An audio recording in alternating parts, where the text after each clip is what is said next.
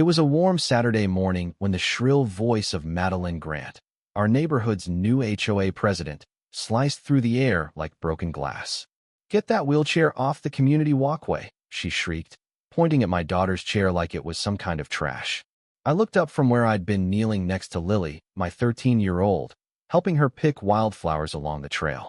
Her smile faded instantly, replaced by a quiet kind of shame that only someone with a disability learns to mask early. "Excuse me," I said, rising slowly, forcing calm into my voice even as years of combat training kicked my instincts into overdrive. "That contraption is blocking the path," Madeline snapped, her tone oozing disgust. "It's against HOA policy. Walkways are for normal residents. Lily has cerebral palsy. Her wheelchair isn't optional, it's her freedom." And watching Madeline glare at her like she was a stain on the neighborhood made my blood run cold. "This isn't a contraption," I said. "It's my daughter's mobility device. And under the ADA, she has every right to be here." "The HOA rules override that nonsense," Madeline retorted, arms crossed, her designer sunglasses flashing in the sun. "That thing lowers property values. I'm issuing a violation, and next time, the fines will double." Lily's fingers curled around mine, trembling. "It's okay, Dad," she whispered. "Let's just go home." I knelt again, wiping a tear from her cheek. "No, sweetheart. You belong here." But Madeline wasn't done. She took photos of us like we were criminals. Over the next week, it got worse. Every morning, we found a new violation taped to our front door. Her wind chimes, noise complaint, the access ramp I built, unapproved construction, the wildflowers she planted, unauthorized landscaping. I tried to speak with the HOA board, but they were all in Madeline's pocket. When I brought up the ADA, she laughed in my face. "Maybe you should live somewhere more appropriate for your situation," she sneered. No one dared challenge her, not yet. I'd faced gunfire, lost teammates, and seen the worst of humanity overseas. But watching my daughter shrink into herself every time we stepped outside, watching her avoid the window altogether, that was worse. The final straw came the morning I had to leave for a VA appointment. Lily begged to stay home alone. She was independent and determined. I gave her my number, kissed her forehead, and promised I'd be back in an hour. When I returned, the house was empty. Her wheelchair was overturned in the backyard beside her little garden. My heart pounded.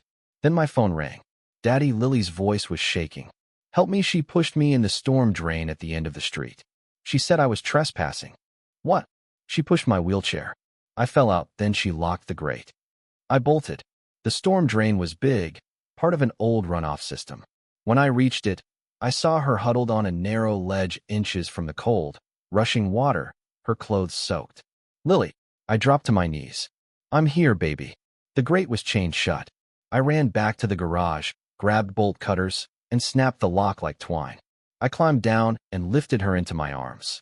"She said kids like me don't belong here," Lily sobbed. "She said I made the neighborhood look bad."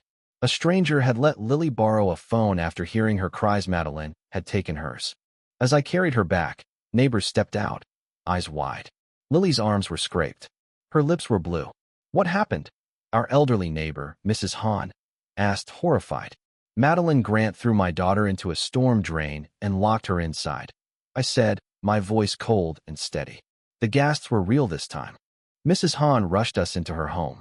A retired nurse, she examined Lily and gave her cocoa while I called the police, and then I called Aaron, one of my old Navy SEAL teammates who now worked for the county prosecutor's office. "I need you. Now." The officers arrived and took photos, statements, everything. Lily repeated what Madeline had said.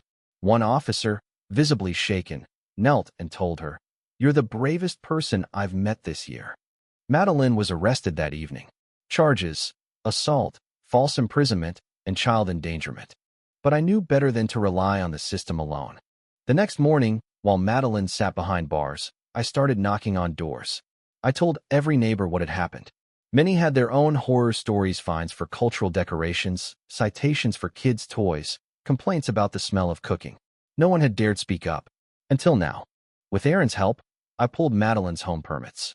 Turns out, the queen of compliance had illegally installed a pool, built non-regulation fencing, and modified her landscaping, all against HOA guidelines. We called an emergency meeting. It was standing room only.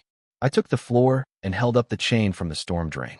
Yesterday, Madeline Grant locked my disabled daughter in a sewer. She could have drowned. I showed photos of Lily's injuries. But this isn't just about her. This is about every single one of you she's targeted. One by one, neighbors stood and shared their stories. Then I presented the evidence of Madeline's violations. She doesn't care about rules. She cares about control. The vote to remove her was unanimous. She was banned from ever serving again. And that wasn't the end. With Aaron's help, we convinced the DA to push for the maximum penalty. The story hit local news, then national. The image of a disabled girl in a storm drain, betrayed by someone sworn to protect the community, broke people's hearts. Madeline's real estate career ended overnight. 3 months later, in court, Lily testified bravely. She told me people like me made the neighborhood ugly, she said. I testified too. When asked if I'd ever seen such cruelty, I looked at Madeline and said, "In war, at least the enemy is honest." This was something else. The jury returned a guilty verdict in 90 minutes. The judge sentenced Madeline to 5 years without parole and ordered restitution for Lily. But the story didn't end in the courtroom. The HOA board was reformed. New bylaws were passed. No more discrimination, ever. The storm drain? Filled in. In its place, we planted a butterfly garden, a plaque reading Lily's place, where everyone belongs. On Lily's 14th birthday, the mayor came to our front yard and handed her a key to the city.